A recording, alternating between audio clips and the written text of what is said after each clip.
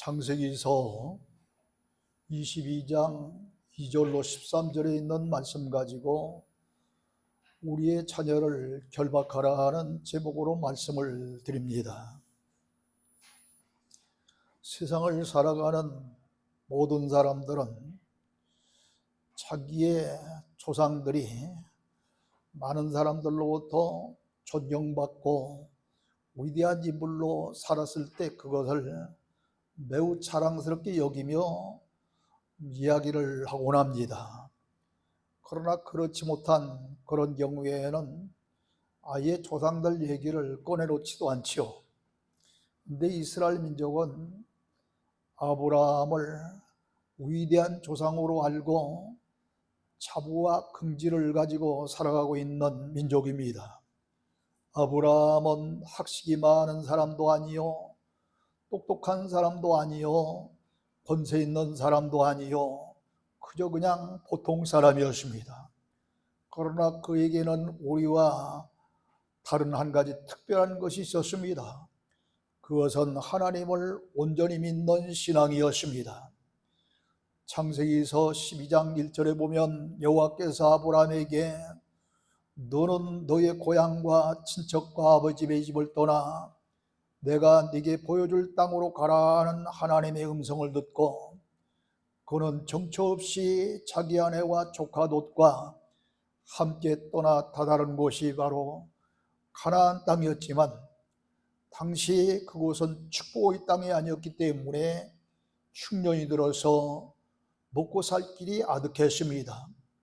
그런 곳에서 근근히 살아가고 있는 아브라함에게 어느 날 하나님의 음성이 들렸는데 100살에 낳은 독자 이삭을 데리고 모리아산에 가서 번제로 드리라는 말씀이었습니다.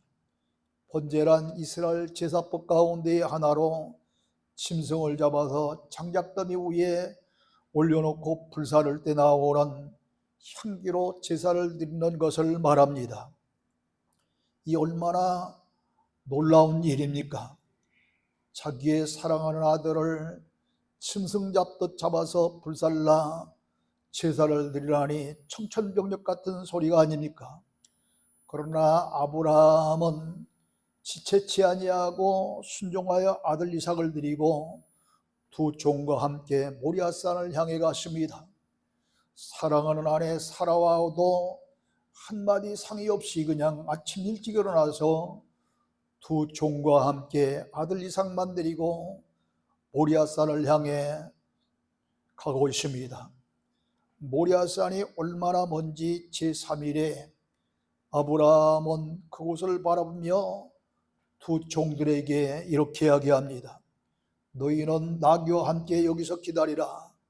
내가 아이와 함께 가서 예배하고 돌아오리라 하고 번제에 쓸 나무를 아들 이삭의 등에 짊어지게 하고 자기는 불과 칼을 들고 같이 가고 있는데 갑자기 아들 이삭이 아버지, 불과 나무는 있는데 번제로 드릴 양은 어디에 있습니까? 하고 묻는 것이 아니겠습니까? 아마 아브라함 그때 깜짝 놀라기도 하시려니와 가슴을 참으로 쓰다듬는 그러한 쓰라림이 왔을 거예요. 그때 아브라함은 그래도 꼭 눌러 참고 내 아들아 번제할 어린 양은 하나님이 자기를 위하여 준비하시리라 대답했습니다. 그러나 마음속으로는 아들 이삭아 네가 하나님 앞에 드려야 될 번제라는 그 어린 양이라 하는 그런 말이었으니 아버지로서 얼마나 애간장이 타는 말이었겠습니까? 드디어 모리아산 정상에 올라와 아브라함은 제단을 쌓고 나무를 벌려놓고 아들을 결박하여 제단 나무에 올려놓았습니다. 결박했다는 것은 이 줄로 꽁꽁 묶었다는 이야기입니다. 그리고 아들을 잡으려고 칼을 들었을 때에 갑자기 하늘로부터 여호와의 사자가 아브라함아 아브라함아 네 아들 이삭에게 손을 대지 말라. 내가 내 아들 독자까지도 아끼지 아니하였으니 하나님을 경외하는 줄을 아노라 하는 음성이 들렸습니다. 실질적으로 지금 아브라함은 자기 아들 이삭을 결박만 해놨지 칼로 그 아들을 잡지 아니한 상태입니다. 잡으려고 칼을 들었을 뿐입니다. 그럼에도 불구하고 칼을 드는 순간 이렇게 여호와의 사자가 아브라함아 아브라함아 네 아들 이삭에게 손을 대지 말라. 내가 내 아들 독자까지도 아끼지 아니했으니 하나님을 경외하는 줄 아노라 하면서 이미 번제할 그러한 거 이삭을 잡아서 하나님 앞에 번제물로 드린 것처럼 그렇게 이야기를 하고 있습니다. 그러므로 아브라함의 칼을 들기까지의 결단을 보고 독자까지 아끼지 아니하였은즉 하나님을 경외하노라 하고 인정한 줄로 믿습니다. 그때 아브라함이 눈을 들어서 이곳저곳을 살펴보니 순양 한 마리의 뿔이 수풀에 걸려 있었던 것입니다.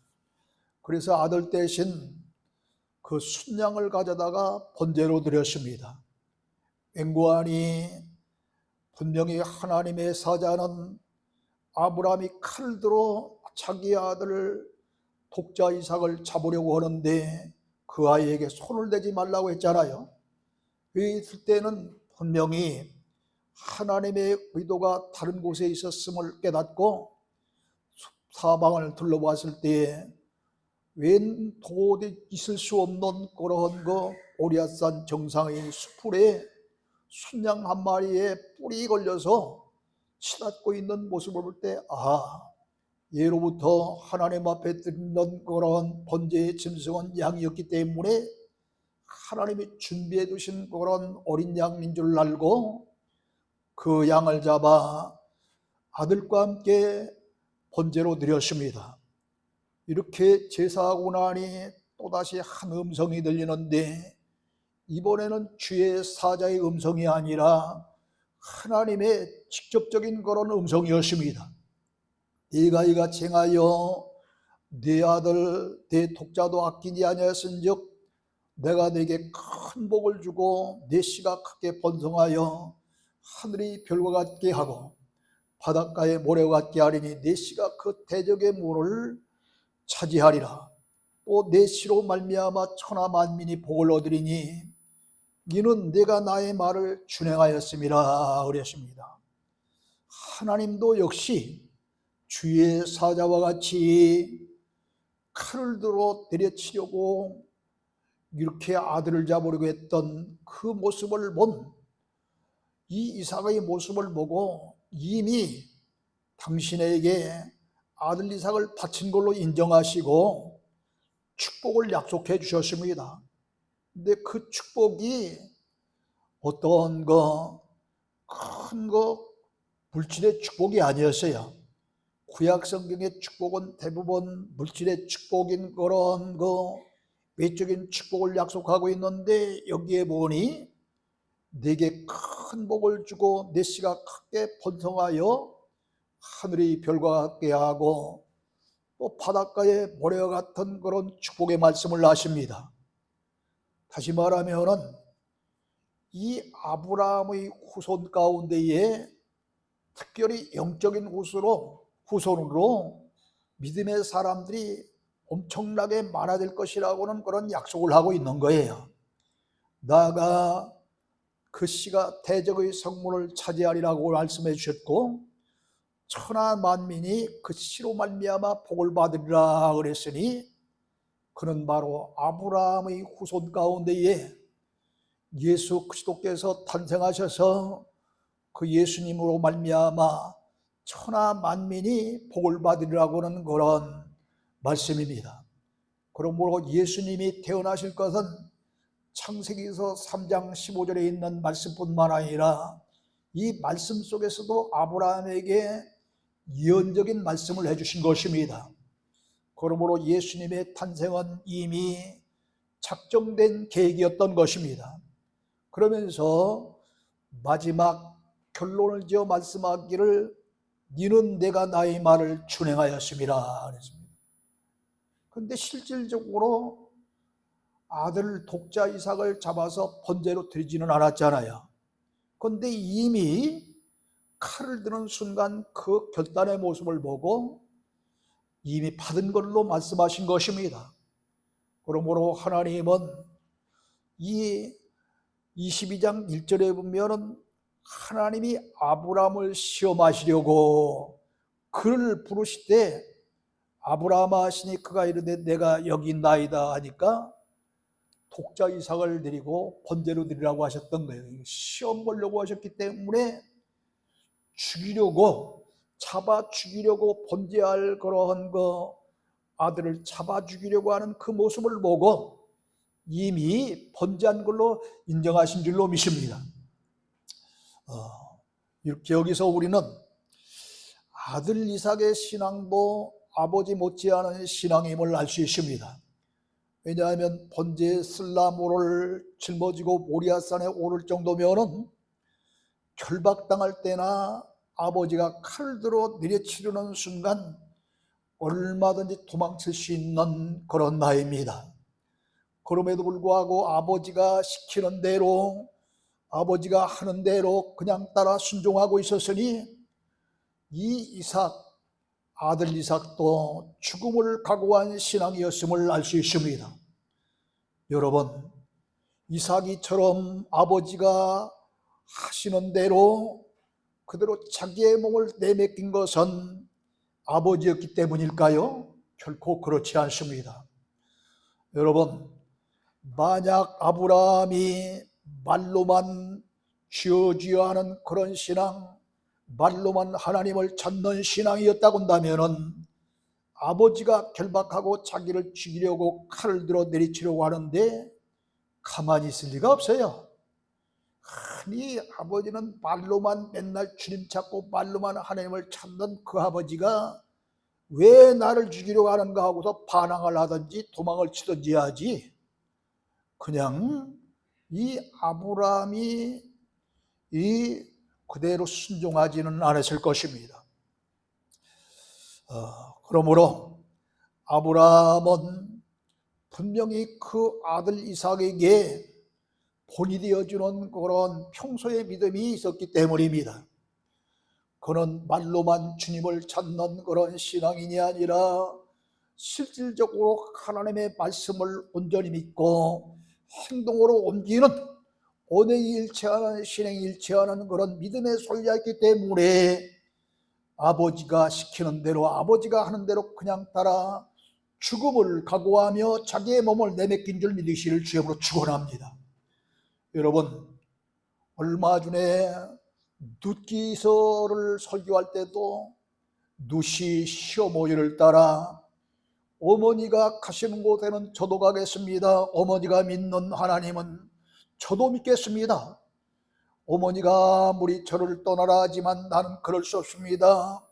내가 죽어서 어머니와 이별하는 그 일 외에는 결코 어머니를 떠날 수 없습니다 할 때에도 이 룻이 시어머니였기 때문에 그런 죽음을 각오한 그런 언행이 아니었습니다. 이 룻은 처음에 베들레헴에 흉년이 들었을 때에 영적인 그런 신앙의 리더였지만 엘리멜렉이라고는 가장 육적인 그런 리더를 따라서 그냥 흉년을 피해서 가서는 안 될 모압 지방으로 왔다가 그만 원치 아니하게 남편을 잃고 뒤이어서 10년쯤에 두 아들 말론과 기로를 잃었을 때에 그는 이미 하나님이, 전능하신 여호와 하나님이 자기를 이토록 힘들고 고통스럽게 이런 일을 당하겠다고는 사실을 깨닫기 시작합니다. 이 때문에 룻이 10년이 지나서 고향에 베들레헴에 다시 양식이 있다고는 소식을 듣고 고국 땅으로 돌아왔을 때 동네 아낙들이 모여서 나오미가 아니야 할 때에 그가 뭐라고 그랬습니까? 나를 나오미라 부르지 말라, 나를 마라라 부르라. 전능하신 여호와 아버지 하나님께서 나를 이토록 괴롭게 하셨느니라 그랬습니다. 이토록 이 나오미가 자기의 남편을 잃고 두 아들을 잃으면서 내가 신앙으로서 지켜야 될 그런 이 신조를 지키지 아니하고 믿음을 지키지 아니하고 육적인 그런 남편을 따라 이 모압 땅까지 왔다가 이런 하나님의 징계를 받고 깨달았기 때문에 그 이후의 모습은 완전히 달라진 모습이 며느리 룻에게 비춰졌던 것입니다.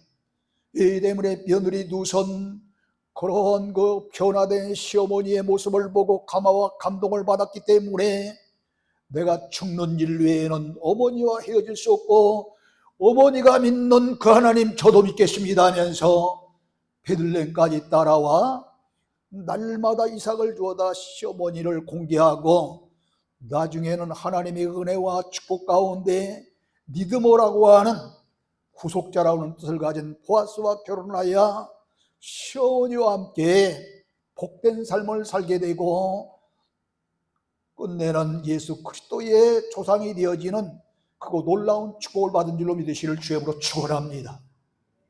여러분, 그러기에 여러분이 아버지로서 어머니로서 혹은 할머니 할아버지로서 아이들에게 아무리 이렇게 해라 저렇게 해라 해도 내가 그 아이들에게 본이 되지 않는 이상 아버지의 권위도 어머니의 권위도 할머니의 권위도 할아버지의 권위도 잃어버려서 그 아이들이 따르지 않는 것입니다. 그러나 내가 정말 어른답게 교회에 말하면 권사님답게 안수집사답게 신앙의 지조를 지키면서 하나님의 뜻대로 산다고 한다면 우리 아버지가 우리 할아버지가 우리 어머니가 우리 할머니가 하시는 말씀은 정말 옳은 말씀이고 따라야 될 말씀이라고 하고서 이삭같이 순종하게 될 줄로 믿으시를 주님으로 축원합니다.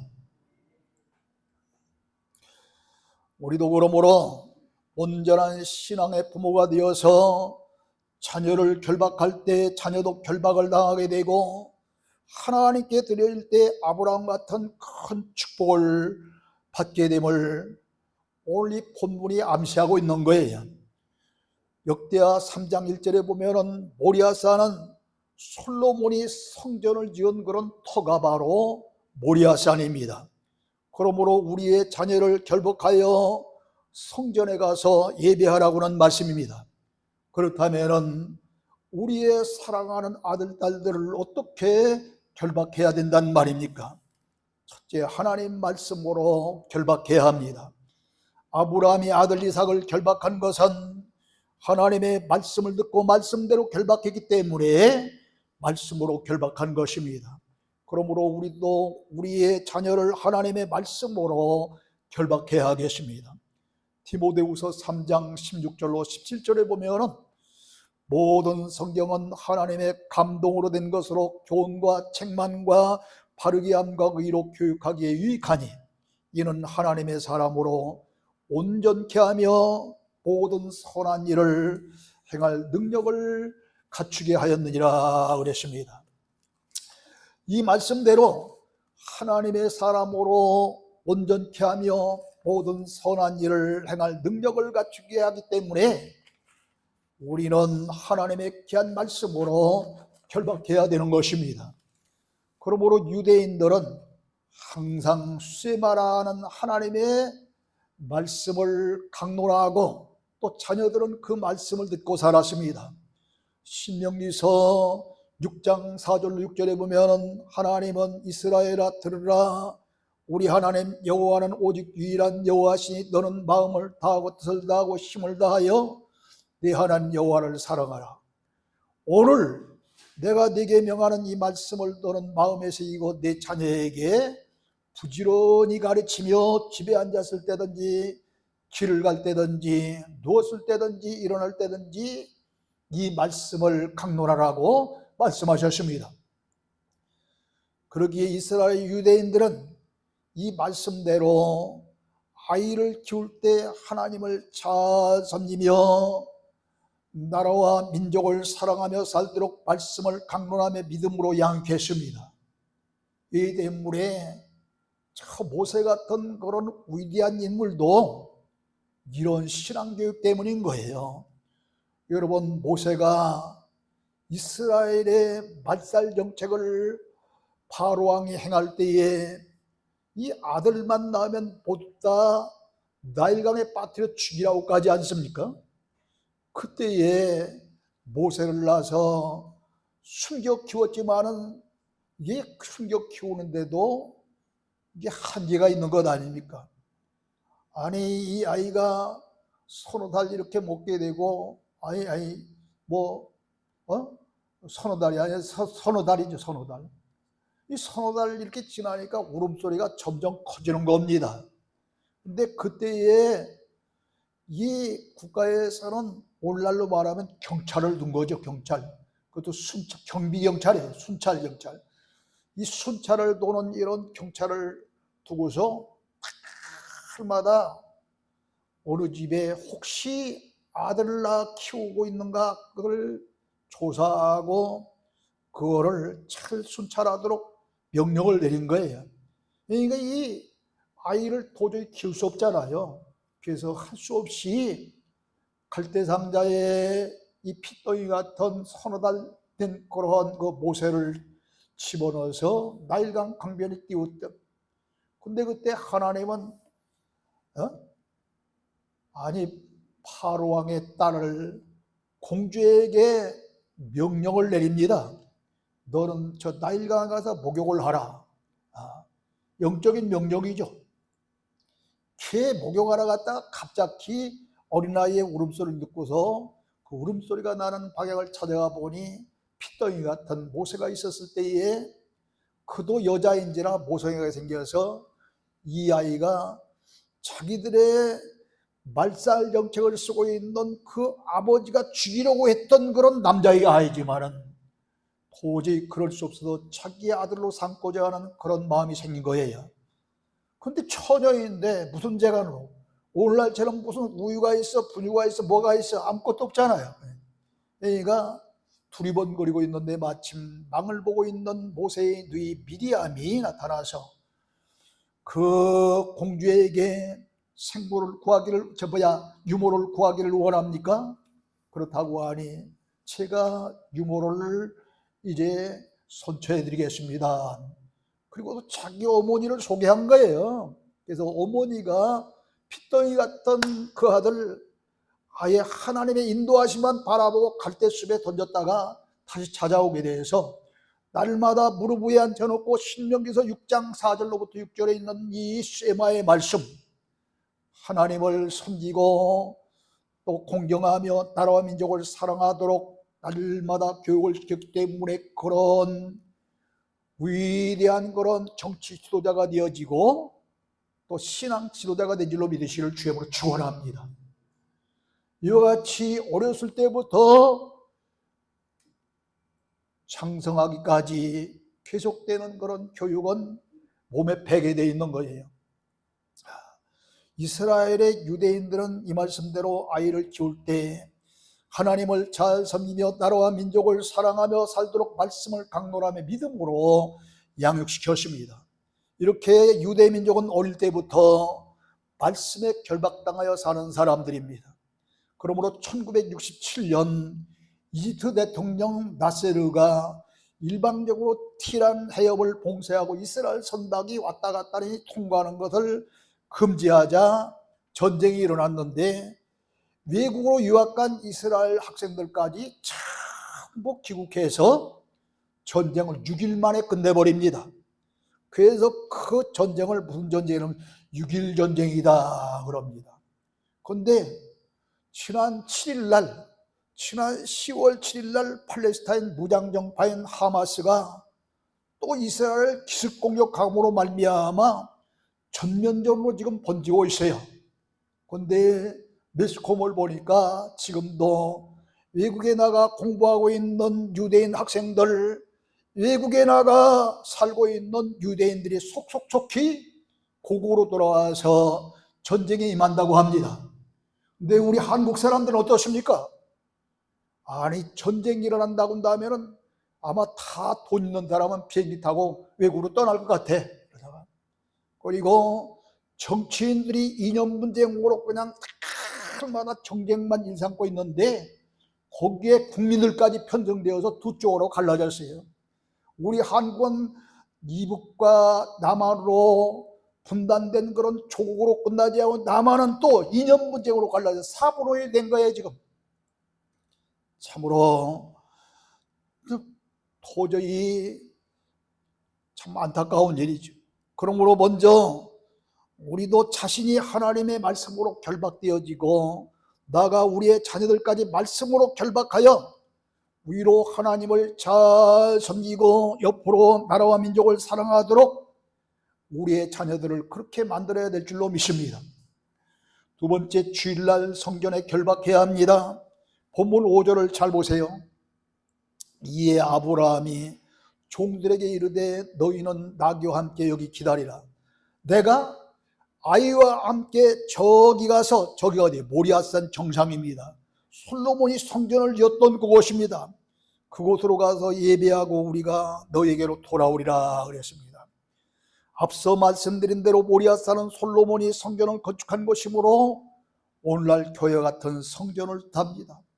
그러므로 아브라함이 아들 이삭을 데리고 모리아산에 가서 예배하고 돌아오리라 한 말은 우리도 아이들을 데리고 주일날이면 어렸을 때부터 교회 가도록 해야 한다는 말씀입니다. 히브리어에 토라, 호라, 모라라는 말이 있는데 토라는 율법을 가리키는 말이고 호라는 부모를 가리키는 말이고 그 다음에 모라는 선생이라는 뜻이에요. 이 말들은 야라라고는 가르친다, 교훈하다 하는 그런 뜻의 온 말인데 부모는 선생이 되어 율법을 가르치는 사람이라는 뜻입니다. 그러므로 유대인의 측면에서 우리의 부모는 아이를 낳는 사람이라는 의미보다 율법을 가르치는 선생이라는 의미가 더 큽니다. 그러므로 부모는 생명을 전수하는 자요 동시에 반드시 신앙을 전수하는 족장인 것입니다. 그러므로 이미 나이가 들어 할아버지 할머니가 되어 여러분의 자녀가 장년이 됐는데 교회에 출석하지 않는다면 이제라도 내 자녀가 교회에 출석하지 않는 것은 나의 책임이 크다고 생각하며 회개하고 기도하며 교회를 인도하시도록 최선을 다하시기를 바랍니다. 돌아오는 가족 총동물 주일날이 바로 그날이 되시기를 주의 이름으로 축원합니다. 또 젊은이들은 무슨 일이 있어도 주일날은 자녀들이 교회에 나와서 지낼 수 있도록 해야겠습니다. 주일날까지 학원 보내면 공부 안 시켜도 돼요. 공부를 잘해서 성공한다거나 위대해지는 것이 아닙니다. 지금 마침 하느님 집사님 저 뒤에 나와 있는데 난 우리 집에서 몇 달 동안 같이 있어봤거든요. 근데 공부하는 거 별로 안 봤어 나. 그런데 장학생으로 연대 졸업하고 있잖아. 여러분 이처럼 공부만 많이 한다고 되는 게 아니에요. 여러분 인생의 성공 여부는 성적에 달려있는 것이 아니라 정신력에 달려있어요. 하나님이 주신 사명을 바로 알고 내가 왜 이 세상에 존재하는가를 바로 깨달을 때 생이 달라지는 것입니다. 유대인들을 보십시오. 한국 사람들까지 시도 때도 없이 공부시킵니까? 아닙니다. 그들은 엿새 동안 열심히 공부하고 하루는 아무것도 하지 아니하고 교회에 나와 예비하며 쉬었습니다. 그런데도 유명한 노벨상은 다 유대인들이 타고 있어요. 아니 과학도 의학도 대부분 유대인들이 좌우를 하고 있습니다. 그러므로 주일날은 성전 곧 교회에 나가는 날로 결박하시기를 주의 이름으로 축원합니다. 세 번째, 부모님께 신앙으로 결박해야 합니다. 아브라함은 아들 이삭을 데리고 모리아산에 올라갔을 때 아들과 동행했습니다. 종들과 나귀는 산 밑에 두고 모리아산에 올라갈 때는 아버지와 아들이 같이 올라갔습니다. 특히 번제에 쓸 장작더미를 직접 아들이 등에 짊어지게 하고 같이 올라갔습니다. 무엇을 의미할까요? 아이들을 교회에 보내며 다른 사람에게 의탁해서 보내는 것이 아니라는 것입니다. 학교는 다른 사람, 이웃 사람들에게 의탁해서 보낼 수 있지만 교회는, 예배하는 그 교회는 부모가 직접 데리고 가야 된다는 것입니다. 장작더미를 아들에게 직접 짊어지고 가게 하듯이 성경과 헌금도 아이들 손에 직접 들려보내야 합니다. 그런데 가끔 가다 보면은 아이 이름으로 헌금하는 분들이 있어요. 아이 이름으로 헌금하는 것은 아이가 헌금하는 것이 아니에요. 아이를 위해서 부모님이 헌금하는 것이지. 그런데 아이 이름으로 오르더라고요. 여러분이 헌금하는 거예요. 물론 아이를 위해서 얼마든지 헌금할 수 있습니다. 그러나 그것은 아이를 위해서 여러분이 한 것이지 아이가 한 것이 아니란 말입니다. 그러므로 장작더미, 번제에 쓸 그런 장작더미를 아들 이삭이 짊어지고 간 것처럼 여러분의 자녀가 직접 장작더미와 같은 헌금을 들고 와서 자신이 하도록 해야 하는 거예요. 이것이 성경적인 것입니다. 그러므로 어릴 때부터 성경과 번제에 쓸 장작더미와 같은 헌금, 그리고 우리가 날마다 읽고 듣고 봐야 될 그러한 이 성경도 아이들이 직접 들고 와서 스스로 예배하도록 해야 할 줄로 믿습니다. 네 번째, 목회자와 교사에게 결박해야 합니다. 아버지가 아들을 결박하는 것은 구약시대, 특히 족장시대에는 아버지가 제사장이기 때문입니다. 제사장 시대 이전에는 부모가 아이들에게 신앙을 전수하고 한 가정의 가장이었던 아버지가 축복해 주었습니다. 그러나 제사장 제도가 시행되면서 성전에서는 제사장이 하나님께 제사하는 업무를 담당하며 말씀을 가르쳤습니다. 사도시대에는 사도들이 담당했습니다. 그러나 이제는 목사, 전도사, 교사들이 그 일을 담당하고 있습니다. 특히 어린 나이에는 전도사님과 교사, 곧 교회학교 선생님들이 담당하고 있지 않습니까? 지금 우리 한국교회가 인구 감소와 코로나 등으로 인해서 마이너스 성장을 하는 바람에 대형교회, 중형교회 제외한 나머지 교회들은 전부 교회학교로부터 학생부, 청년부가 다 없어져 버렸어요. 지금 참으로 안타까운 현실이 벌어졌습니다. 근데 제가 지난 12일 날, 13일 날 부산 집회 진도를 하고서 부산에서 제일 크다고 하는 교회가 수영로 교회래요. 정필도 목사님 돌아가셨는데 우리 선배님이죠. 그 교회를 들려서 왔어요. 가봤더니 엄청나게 크더라고요, 교회가. 근데 그곳에 아니 교회학교 방이 따로 있고 교회학교 담당하는 그런 전도사님 방이 따로 있고 교사들 방이 따로 있고, 그러니까 큰 교회로 몰릴 수밖에 없더라고. 참 작은 교회가 얼마나 안타까운 현실이 벌어지는지 몰라요. 그러나 우리 교회도 만약 아이들이 손을 잡고 오는 분이 있다고 한다면은 아무리 힘들고 어려워도 교회학교 담당자를 두고서 교회학교를 열 각오가 되어 있습니다. 그리고 장녀는 목회자에게 결박되고 자녀들은 각 부서의 담당자에게 결박되어야 유대인들처럼 하나님을 찬송하며 나라와 민족을 사랑하며 세계에 뛰어난 동방의 이스라엘이 될 줄로 믿습니다. 사랑하는 성도 여러분이여, 이제 우리도 우리 자신은 물론이요 자녀들을 말씀으로 결박합시다. 주일날이면 성전 곧 교회에 결박하고 부모인 여러분에게 결박하고 목회자인 목사님과 전도사님과 또 목회자 보험가는 그런 교사들에게 여러분의 자녀를 결박시킴으로 말미암아 위로 하나님을 잘 섬기는 자녀, 그리고 나라와 민족을 사랑할 줄 아는 그런 자녀를 만들어 하나님 앞에서 상급받고 멸류관받고 이 세상에서도 영혼이 잘된 같이 범사가 잘되고 강건해지는 축복받으며 살 수 있는 지상의 천국을 누리며 살 수 있는 여러분 되시기를 주님의 이름으로 축원합니다. 하나님 아버지 은혜를 감사합니다. 오늘 이 시간 왜